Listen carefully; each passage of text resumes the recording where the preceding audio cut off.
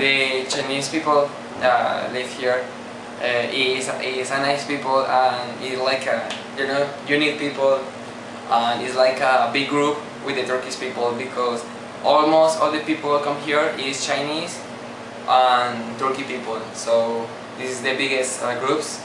So it's so funny try to earn a lot of language. For example, sometimes the Chinese people try to teach your language, us language, or for example, my mother language is Spanish, so I try to